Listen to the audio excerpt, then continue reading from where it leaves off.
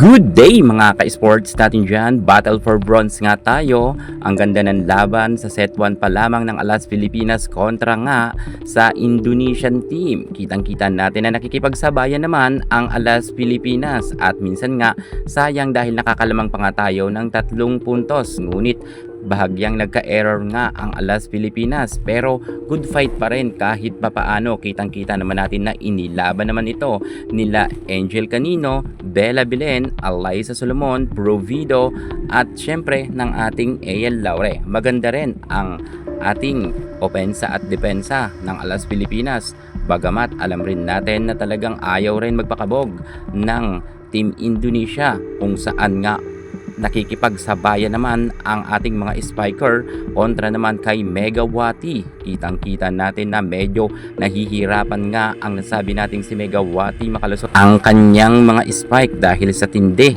ng blocking ng Alas Pilipinas. Problemado nga rin dito si Coach Di Brito dahil kita natin na nakalamang man sila, pero kapag dumidikit na ang Team Indonesia ay medyo kinakabahan nga ang Alas Pilipinas, lalo't ang ibang mga players kasi dito ay hindi pa naman nasa pro.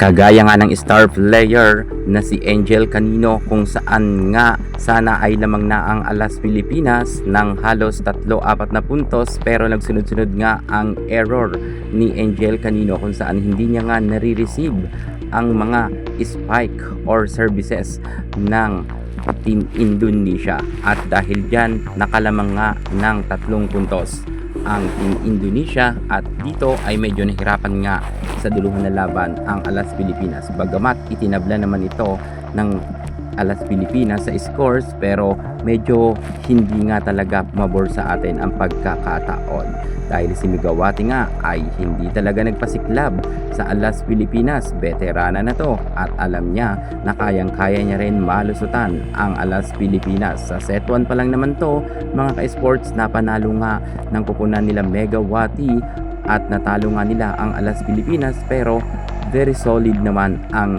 opensa at depensa ng Alas Pilipinas. Sunerte lang ang nasabi nating Team Indonesia.